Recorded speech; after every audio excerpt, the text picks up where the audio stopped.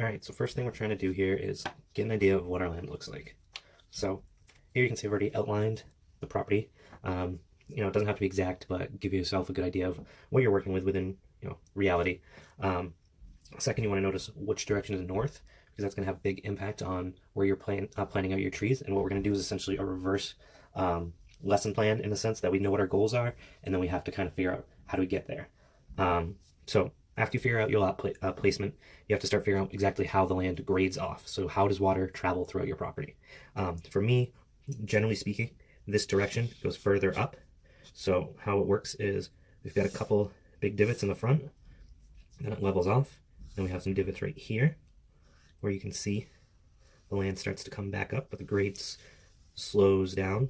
So it's about 20 feet from here to here. And then in the back, it's a very steep cliff, this piece right here. And that's going to be interesting because what it does is create microclimates. So both of these areas where there are steepness, such as here and then up here, is where you're going to be having microclimates where you can kind of develop the land a little differently. Once you've got that figured out, you have to start thinking about what trees are going to be your biggest trees, and those are the ones that you want to stick on the north side.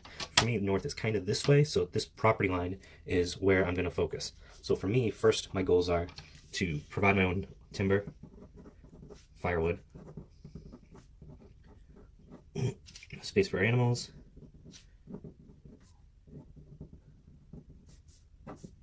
water, maple trees for sap, greenhouse, chickens, full garden, enjoyable kid space. So this is primarily my main focus. With that in mind, you want to think about which ones are going to be, oh, you know what, I also forgot. Fruit trees, the obvious. Nut trees, and general garden space. So obviously, garden space needs full sun. Garden itself needs full sun. Greenhouse needs full sun.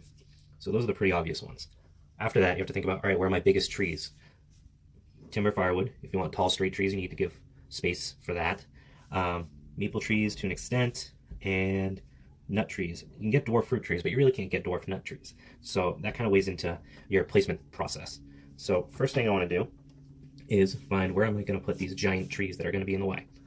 So if you have an idea of how much timber you need, then you want to start thinking about that. So if you know how much wood you use in your wood stove, try to find some way to measure out the BTUs versus what you get for BTU per cord of wood, and then try to figure out how many trees you need to plant to produce a cord of wood every year, or 2 cords or 3 cords or whatever you happen to need.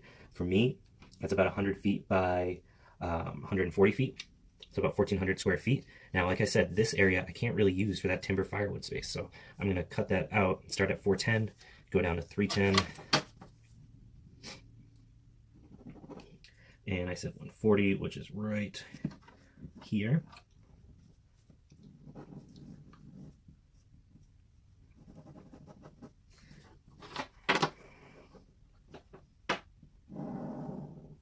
So that's my timber space.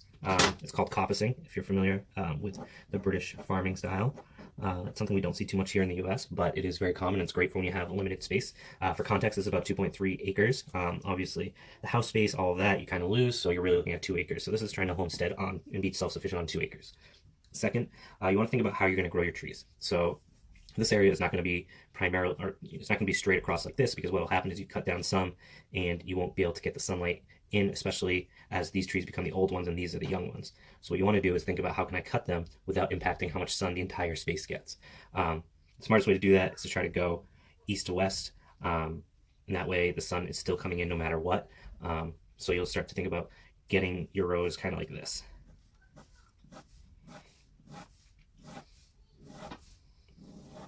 And then for me, I've got a couple different trees. I try to have anything that's in my coppice space have 2 uses. So honey locusts is one of them. They're one of the hottest burning trees without the thorns of a black locust. Hazelnuts grow quickly, good wood, obviously produce hazelnuts. And they also produce nuts very early, so you don't have to think about them like a hickory tree, which might take 10 or 20 years before you get a nut. White birch is another option, and I personally want it because it's attractive. and it's a native tree to this area that's kind of been lost. So I'd really like to bring it back into my system. Also great firewood. Additionally, you can tap it for honey or sap if you need to, which is really great. And Osage orange is a former hedge tree. Really doesn't produce much, except it is one of the highest BTU per cord trees that's out there. So it'd be crazy not to burn it or grow it, especially as a fast growing tree. And lastly is mulberry, which has a great wood for burning and obviously produces great fruit. So those are the 5 trees that I'll be using for my coppice system. So second, I want to start thinking about my maple trees. So this has been taken care of, the timber firewood. Maple trees, I'm thinking probably over here. So you usually need a couple, give them about 25 feet apiece. So here's your maple. They're far away, they'll get a decent amount of light. Only using them in the middle of the winter, so I don't need to have access to them, so they can be out here in the zone 5. So if you guys aren't familiar, zone 1 is closest to the house, something you can go to, within 30 seconds. Zone 2 is right outside that, once a day, twice a day. Zone 3, once every couple days. Zone 4, technically would actually be this, where it's something you go to rarely. Zone 5 is actually usually wilderness, but in this case, I'm considering this my zone 5 because it's a controlled wilderness, essentially. So to go back to this, planning on putting 2 or 3 maple trees right around here. And then over here, another couple stone pines. And these guys, they're not going to cause any shade for anything out here where it's really important, because my garden's going to be kind of in this space. So the sun will come up over here and go this way. So the only thing that might become a little bit of a problem is this little triangle, but that's something I can deal with in the future if it does become a problem. So from there, now you've got your stone pines. I want to have some beehives, so I'll keep them a little bit further away from the house. So these are your beehives. Now remember, this is very big picture stuff, so you're not thinking about every detail of the plants that you'll have around the beehives. For context, these are 10-foot squares, so 10 by 10. This is leaving 10 by 15 or so feet for beehives, plus some space around them. That's more than enough if you only have 3 or 4 hives. Additionally, one of the things I was thinking about doing, if you're familiar with bees, is they need a decent amount of shade, some protection from wind. So around here, we get a lot of eastern-facing winds. So what you probably want to do is a couple pines or something, arborvitaes, something that's going to fill that in, give them a little protection. Additionally, I'd like to do a bit of a pond. So say something like that. Obviously, going to have a little bit more character to it than just that. And then because you create a microclimate with this pond, this is a great area for growing grapes that may not be native to your area, that need a little less heat or cold, because the pond will help offset that a couple degrees. So this is a great place for grapes that you want to use for wine. So that's something you want to think about as well. Now I want to take advantage of this pond being here because it's going to provide, again, a little bit of extra heat in the winter, cool it down during the summer. So to me, that makes a great place for a greenhouse. So what we're thinking is probably something like a 30 by 20 foot greenhouse, which is about something like that. As you see, this is very rough still, but it gets you thinking about the big picture stuff. And you'll notice I left about 10 feet between the pond and the greenhouse, and I did that on purpose. So I want to have some deciduous trees that, now that I've got the greenhouse as a heat source and the pond as a heat source, I'm probably up about 1 or 2 microclimates right in this specific zone.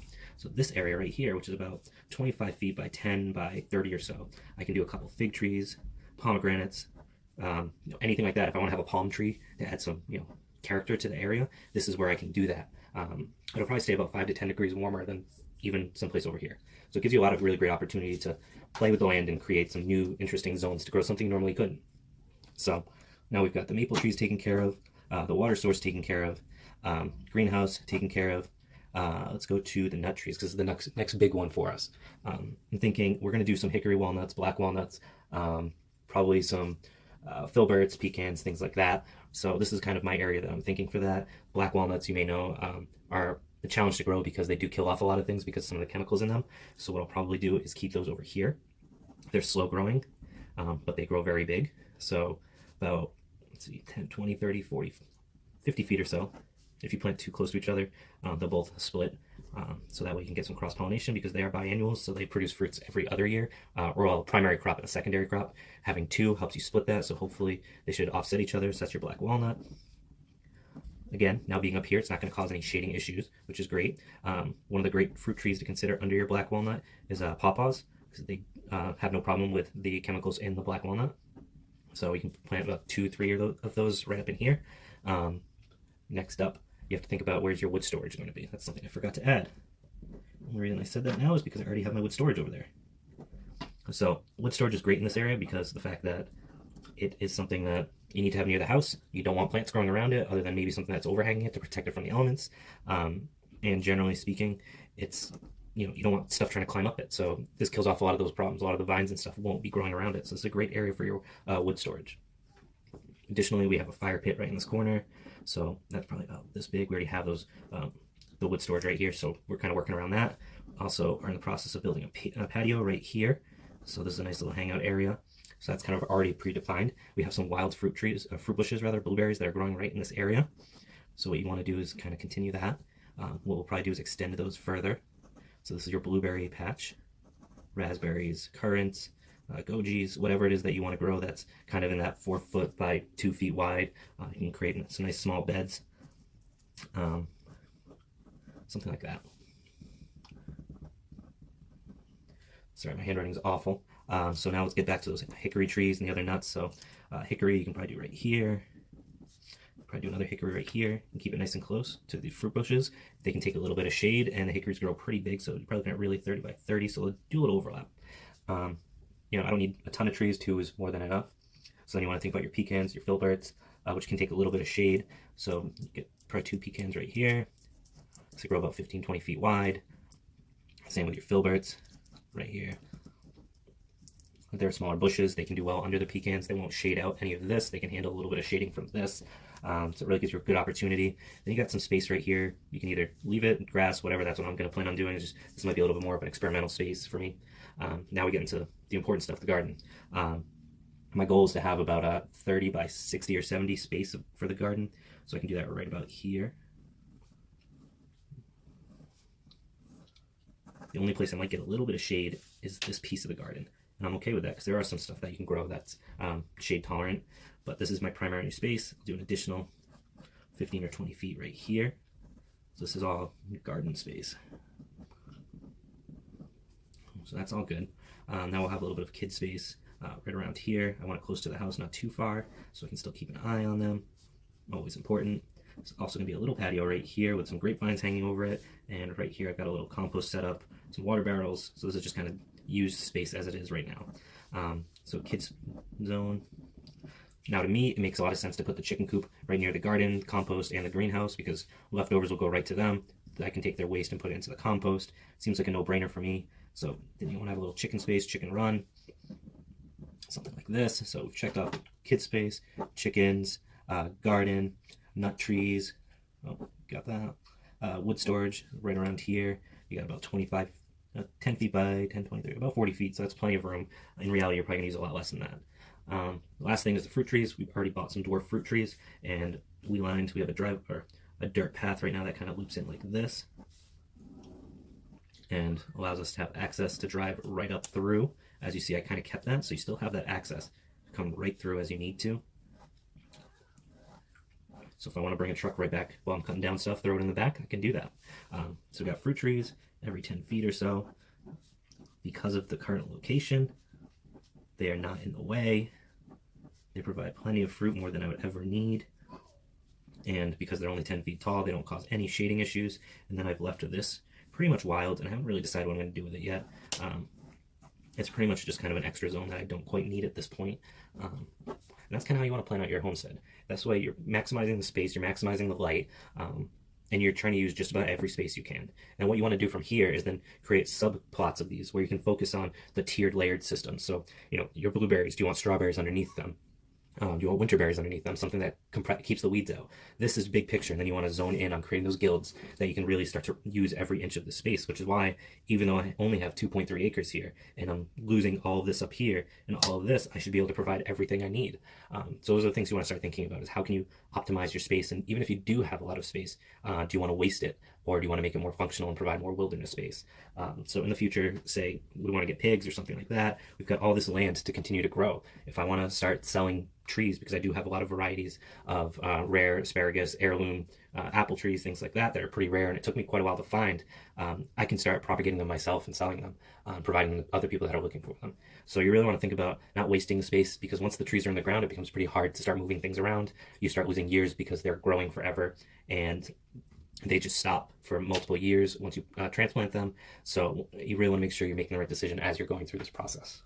So hopefully it was helpful, and I look forward to seeing what you guys do.